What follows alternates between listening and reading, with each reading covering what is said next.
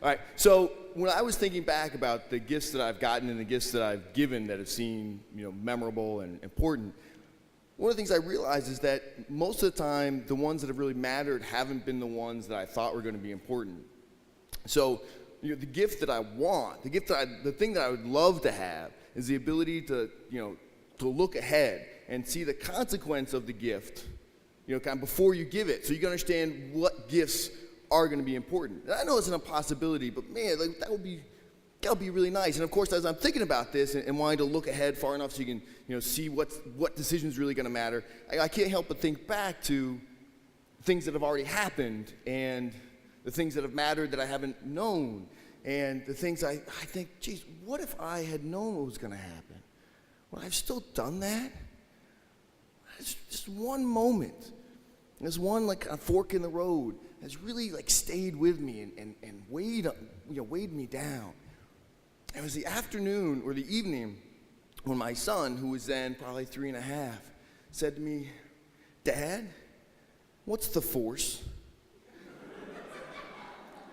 And he had asked me questions about Han and Luke in the weeks prior, and because of those questions, I had seen in the daycare the little figurines that he had been playing with, and his friend Jake, who had been talking about Star Wars with him, and he came to me and said, "Dad, what's the Force?" I wasn't ready to answer that question.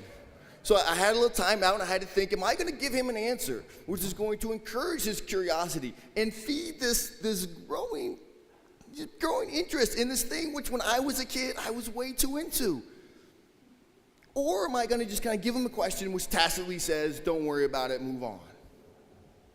So I thought about it. Move ahead 8 months, and we're changing the sheets on the bunk bed, and he's helping me because that's one of his chores. And I'm doing something, and I don't want him to be not busy for long because then he'll go off and play. So I say to him, Gavin, you go up to the top bunk and try to spread out the blanket. And he says, "Dad, I can't. It's too heavy." I said, "Well, I know it's heavy for you, but you go up and you try, and just try." I said, "Dad, I can't. It's too heavy." "Look, Gavin, you go up, you try to spread the blanket out, and when I'm done down here, I'll come up and I'll help you. You try." And he got very serious. And he looked at me and he tilted his head. Yeah, I don't know if he put his hand on his head, but he might have. He said, "Dad, remember what Yoda says?"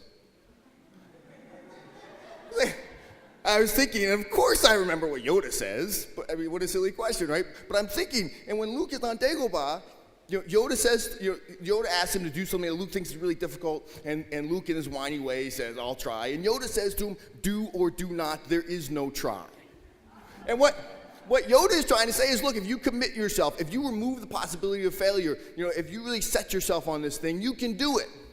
If you remove the possibility, when you say you're going to try something, that possibility of failure still exists. And you remove that possibility of failure, you remove the trying, and all that's left is the doing. And that's what Yoda meant.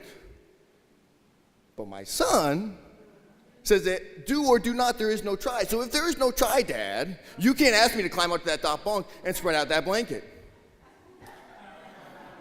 And I stood there for a minute looking at him and recognizing that we were now, for better or for worse, part of the same fraternity.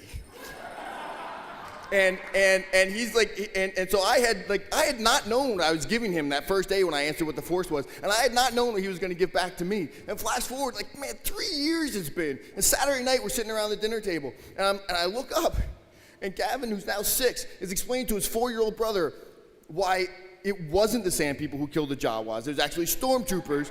And going his whole long explanation, and I'm sitting there because I've answered that question so many times, I'm sick of it. And here it is, he's giving me the gift of taking that burden from me. And this conversation goes on for 20 minutes. And then I look over at the 2-year-old brother, and he sits up a little higher in his seat, and he's pointing at himself. He goes, "R2! R2!"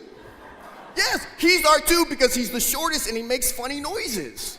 And his brothers have said, "You must be R2. And so that's it. And I look around this table, and I'm like, holy smokes, I had no idea what I was doing. Man, I really hope, the next gift I give, the gift that's going to, shape them and shape their lives, man, I hope I have the ability to see, as far as I can so I can know when that next important gift is coming."